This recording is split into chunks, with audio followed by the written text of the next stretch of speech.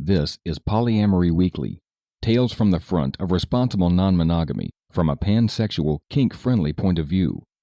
A warning for our under-18 listeners.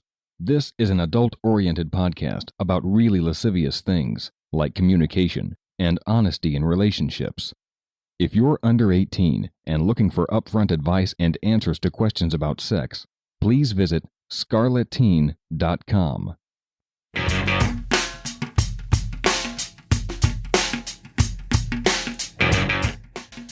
This is Polyamory Weekly, episode 524 for July 6, 2017. Coming up on today's show, will polyamory fix his cheating? That's coming up on today's show.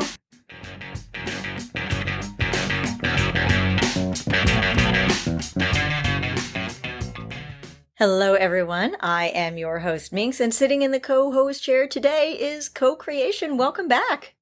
Thanks, Minx. It's great to be here. It's been a while. I'm so glad we could get together. Yeah, me as well.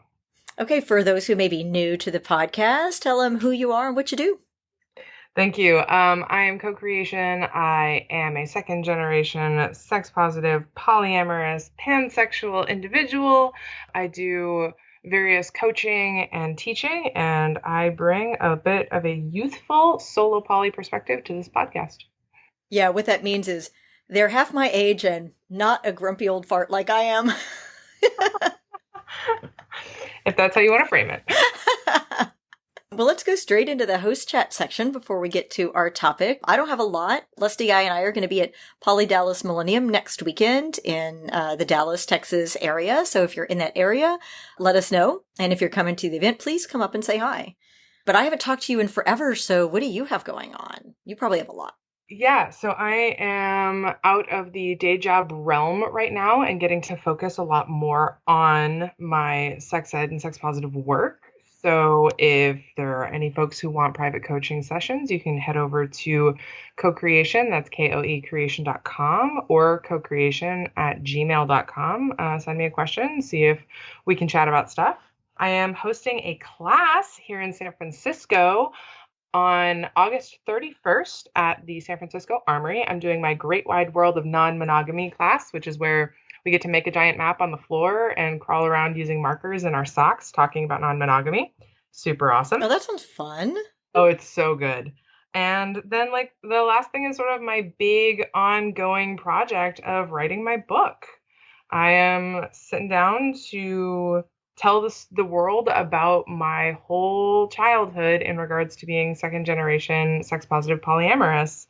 I'm working with a wonderful publishing house and figuring out how to be an author and how to work out what a contract is and doing all of that stuff. So if I'm a little bit quieter, it's okay. I'm just holding up to launch this, it kind of feels like gestating and birth a little bit. Oh, yeah. It definitely does. Big thing that I'm doing. So that's what I'm up to. That's so exciting. So basically you're writing your poly memoir.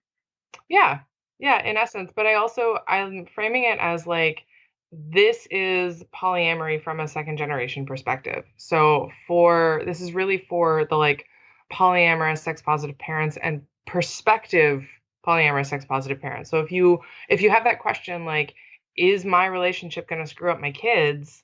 Then I have 27 years worth of experience to tell you, not totally going to screw up. Probably not any more than anybody else. Yeah, exactly. All kids, all parents have stuff going on. And it's an opportunity to really take all of the different teachings that I have and put them into one place. That's so exciting. Do you have a working title yet? I do. I'm a little nervous to share it because I don't want it stolen. It's okay. You don't have to. If you want to keep it under wraps, that's fine. I'll wait it out. It out. It's, it's a tease. Okay. So. Tease.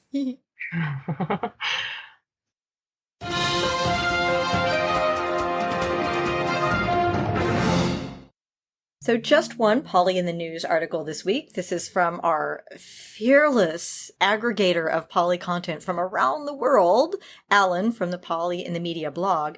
He recently wrote a post called Poly in South Africa, where he catalogs literally hundreds of links. I mean, it's just stunning on articles that have been written on polyamory in Africa, documentaries that have been made on audio and video interviews. It is an exhaustive list. So if you're in South Africa or you're doing any type of research and you want to mention the state of poly or the history of poly in South Africa, this is your library. It's just amazing.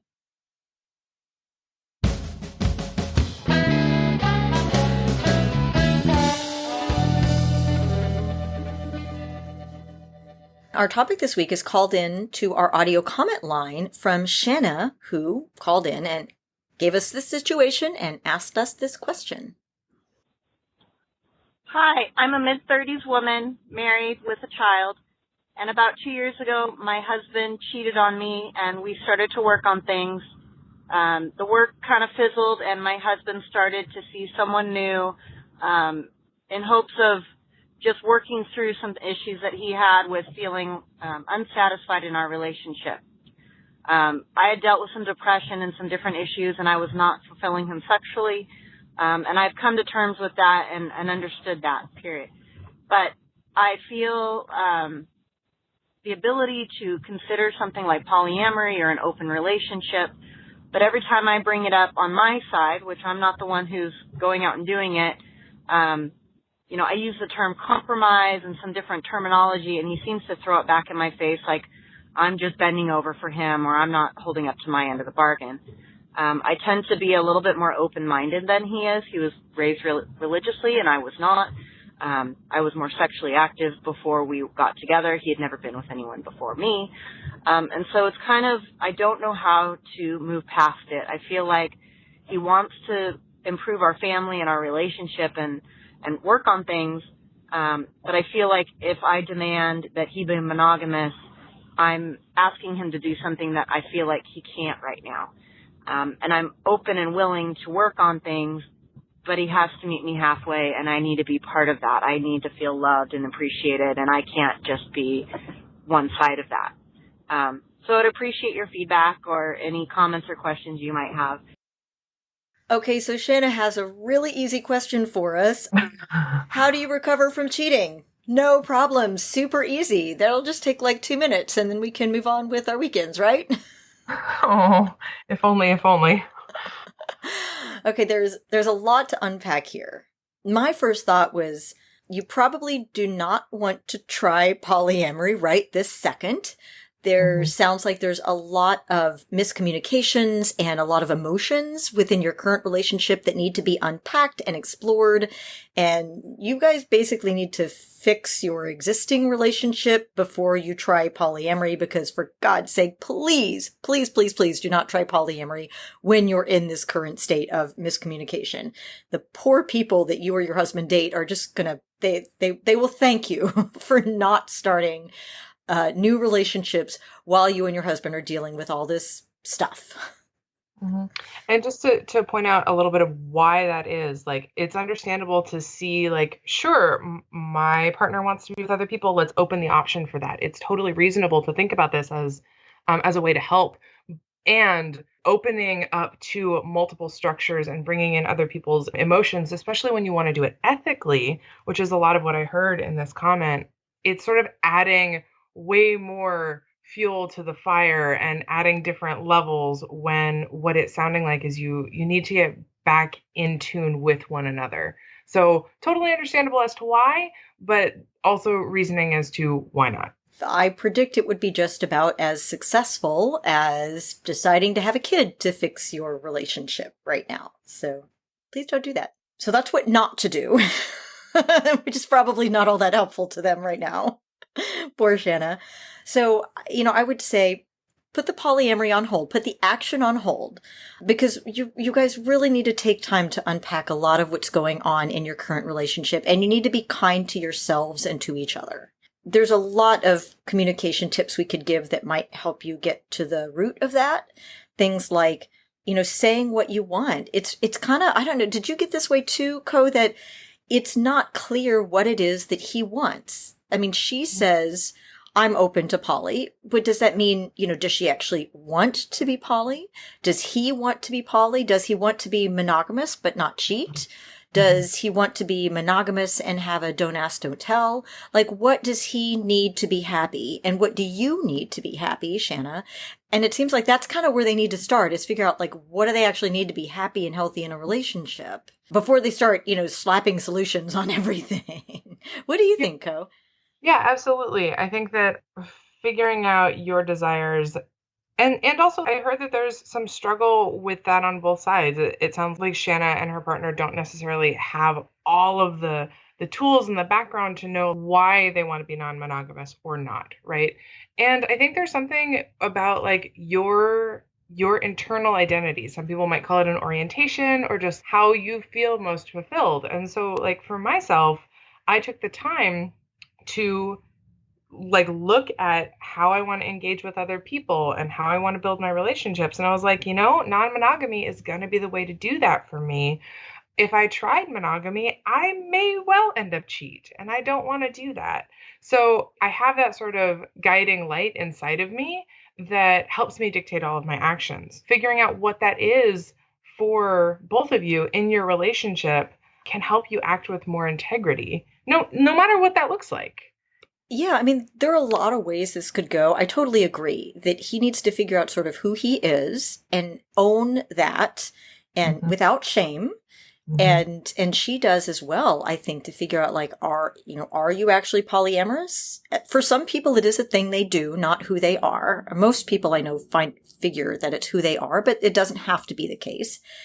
And, there are a lot of options. If he is truly monogamous and there's some issue that is driving the cheating, I mean, there are a lot of ways this could go. They could end up maybe finding a way to be happy monogamously. They might end up trying swinging or poly or any one of the various variations of non-monogamy. I'm like, it may be that, there's some kink that's unexplored. It occurred to me that maybe if he really does truly feel that he is monogamous and that's good with her and she's happy being monogamous too, maybe this is like a cry out for some type of cuckolding fantasy, right? Where he actually gets a rush out of cheating or being cheated on. I mean, it's a perfectly legitimate kink, and as long as everybody's consenting, there could be all kinds of ways to deal with this. I'm not here to slap a solution on it, but to tell you folks that, figure out who you are and what you want. Mm-hmm. Yeah? Yeah, absolutely. Yeah. Now, another thing that I noticed, and maybe you did too, Ko, is that, there's definitely some communication issues going on there, right? Absolutely. Yeah. It sounds like he's maybe defensive when she suggests that he is not monogamous, or that I didn't understand the part where when she said she was open to poly and he said maybe she's throwing it back in his face. Is that a way of saying maybe that if she tried poly for him as opposed to for herself, that he thinks that she would resent him for it? Maybe. I'm not sure what that was. Potentially. Something else I might have heard is like he was feeling some like insecurity about the idea of her being with other people and got defensive and was like, oh, you see me doing this, does that mean that you don't want me anymore and you now want to go out and be with other people? And so I was a little confused. It seems like there's a lot going on, which is also why I spoke to the integrity piece. Like, if you know internally more about what you want, how you are naturally inclined, then it is easier to act within that and also recognize when you're not acting within that. Yeah, I agree. And I think there's also a lot of basic communication skills that they need to get down so that they can talk about this, because it sounds like they're having difficulty even just having a conversation about any of this, because there's so many emotions and all this background. There's probably a lot of baggage to unpack. Yeah. So, for example, simply the fact that she uses the phrase "throws it back in my face" tells me that they're not communicating well, and they need to do things like create a space where they can truly listen to each other and not take what your partner wants and needs personally, and allow your partner to want and need whatever it is that they want and not make that about you. They need to stop the blaming functionality, because it really doesn't do any good to blame your partner. I know it's really tempting to do that, especially when cheating is involved, but blaming doesn't really help, and it can create resentment. Owning your shit, if he can discover why it was that he was cheating and just own that and figure out what was driving that behavior and own it, and she can compassionately listen and say, I understand, and let him own his shit, and she can maybe own her own shit. I'm sure she's got a lot of baggage and a lot of things that are being triggered for her, and she needs to own that too. And they both really need to be able to ask for what they want and have their partner be in a space where they can listen to what it is that they want, and then see if they can work together to find a way to make that work. Can I also throw in that not blaming each other is hugely important, because it does divide more than it connects, but also not blaming yourself. Like, have you ever been in the situation where you know that you did something wrong, and so you just beat yourself into the ground in front of, like, with your partner, in front of your partner, and you're just like, I'm worthless, I don't know, I'm not even worthwhile, like, being with me. And that's not helpful either. That's not owning your stuff. That is turning yourself into the martyr, which is actually an avoidance technique, right? So if you just reinforce the shame, then you're not actually going to break through and be able to realize why you're doing it and what your desire is. Oh yeah, I do that a lot. I'm getting much better about not doing that, because basically it's taking a problem and making it all about me. And, it's always shared. If there are two people involved, it takes two people that created that situation. So it's a shared responsibility for the original contribution that caused the situation, and it's a shared responsibility for finding a way to get past that and to improve it. So my saying, oh my God, this is all my fault, because it doesn't sound like she did this, but maybe that, like, I'm not fulfilling him sexually, so therefore this is all my fault because blah, blah, blah. That doesn't help anyone. And it's very tempting to do that. I know I do it way too much. Another thing I thought of is there are a couple of tools we recommend in the Kicking Polydrama on its Ass class that are all about, this type of communication, and basically tools that you can use to deal with difficult conversations and difficult situations like this. And one of the things that we recommend is what, it's nothing new. It's what every therapist on earth tends to recommend, is things like, there's one tool, which is when you blank, I feel blank. So this is when you need to talk about a specific behavior. So the first blank is the specific behavior, and the second blank is something that you own. So for example, when you say compromise, I feel like you're blaming me for something that I didn't actually say. I am really curious as to what triggered a negative reaction to the word compromise, right? That's kind of interesting to me. And instead of just saying, okay, I'm not going to use the word compromise, it's really important that they dig in and figure out what that triggered, why it triggered it, and what they can do together to find a better way to talk about this, right? Because right now it sounds like they can't even talk because, one word will trigger a negative response. Absolutely. Because again, second generation, this just reminds me, there are I statements, right? And this works in all sorts of situations. This is a tool that you all can use in a lot of different situations as you're working on your communication skills in general. Again, looking at not blaming the other person, but acknowledging how it made you feel, what it made you feel, curious about, This is an opportunity for you to look at how you are affecting each other from a space that is a little less inflammatory. Yeah, exactly. And that's hard to get to when emotions are high. We should also say that sometimes you just have to table a discussion because you're just too upset and nobody can be the grown-up. It's something else we put in the Kicking Polydrama on its Ass course is, sometimes one person in the conversation has to be the grown-up. If one person is in a really emotional state and is basically, for lack of a better phrase, kind of throwing a tantrum and is, what we sometimes call butthurt. Like, I'm all butthurt about something that someone did, right? And we try to have a conversation and I'm the wounded party. I need to be the wounded party. Well, if the other person cannot be the grown-up and listen and use your words and use, when you blank, I feel blank, and do the thing where you repeat back, so what I'm hearing from you is that you feel blank because of blank, right? So you can actually listen and really be in a space where you can listen to that person and repeat back what you're hearing. If one person is not in a healthy enough space that they can do that, it might be time to just say, you know what? we're going to have to talk about this later because no one is comfortable being the grown-up right now. You mentioned something about a trigger that happened in this conversation around the word compromise. And everybody has triggers. They're a natural part of being a human.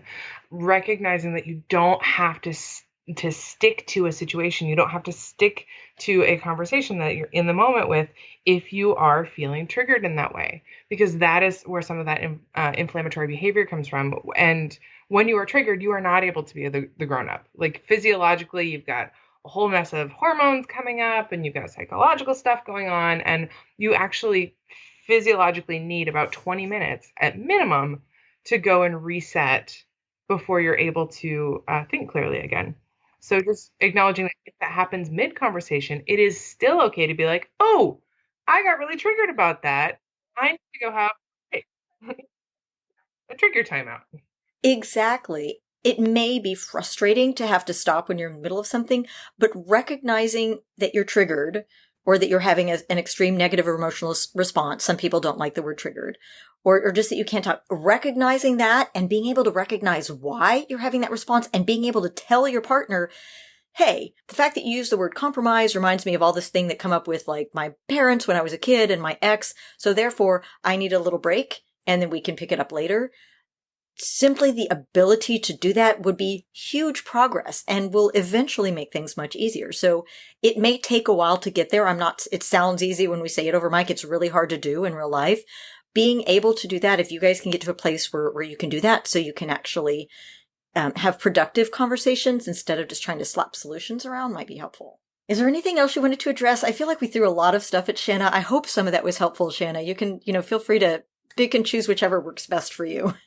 I want to say thank you to Shanna. This is a really vulnerable thing to do. This is definitely like these actions that you're taking about trying to figure out creative solutions. Non-monogamy is not like necessarily the first thing that we're taught about how to help a partner who's cheating. So like, know that there's creative stuff that you're looking for and that you really want to be doing this ethically.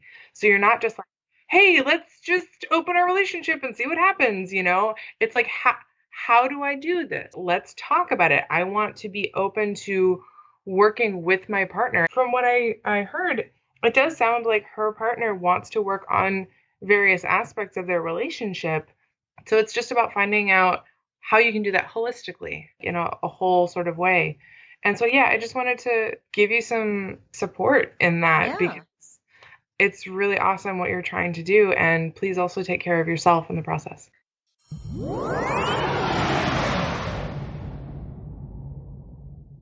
And our feedback this week is from Mary on episode 481. Hi, Minx and LustyGuy. This is Mary. Thank you so much for answering my question in episode 481. I was touched that you chose it. And your advice was very helpful about getting into polyamory. You will probably be amused to know that I didn't dive in. Poly dived into me. Instead, I met someone, and that was that. I'm sure you know how that feels, and I'm doing my best to adjust after jumping off the cliff and riding the currents. My therapist, who's a genius, calls it paragliding. So thanks again. I appreciate it. So have you ever heard of this term, parrot gliding? No, I have never heard of it, but that's I think adorable. Yeah. Okay, we got a new one.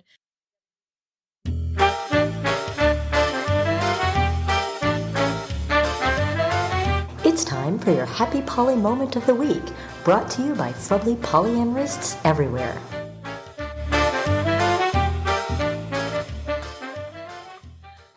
Our Happy Poly Moment of the Week is from Marie, translated from the Swedish. She wrote, I was terrified that my family would react just so, would reduce both Fabian, Ali, and me to a flirtation like a date, someone in the crowd of several. Instead, the reaction was fantastic. Not unbeatable, but many times better than I had dared hope for. It's hard to come out as poly for many, and I'm glad it was not especially painful for me. The long and short of it seems that Marie came out to her family, and she was worried that they would see her poly as a phase or, oh, you're just flirting or just sex or whatever, and it sounds like it wasn't awful. And they were like, okay, that's fine. Good for you. That's wonderful. Isn't that nice? Yeah, and knowing that, at least from what I know of Scandinavian countries, that being out as poly, there's not as much out community there. So I'm really happy that there was a positive response, and hopefully, like, they can feel more comfortable in being out and going out. And if you happen to be from Scandinavia and you're like, actually, there's a ton of community, please let me know. Yeah, call in, because we did hear from Iceland last week about polyamory, so that was kind of cool. That's super cool. Yeah. Well, I think that about wraps it up for today's show. Co, do you want to remind everyone where they can find your wonderful self? Absolutely. I am koecreation, that is koecreation.com on the internet. If you are in the Bay Area and you would like to attend my Great Wide World of Non-Monogamy class, you can find it on Eventbrite, Facebook, and Aerobay, that's EROBAY.com. Awesome. And thanks to everybody who wrote and called in. If you have questions, comments, or feedback, polyweekly@gmail.com or call 802-505-POLY. If you have a question for LustyGuy or want to book us for an event or have some kind of financial deal of any sort, email lustyguy@polyweekly.com. And that being said, I'm getting ready for my weekend, so let's close it out with thanks for listening. And remember, it's not all about the sex.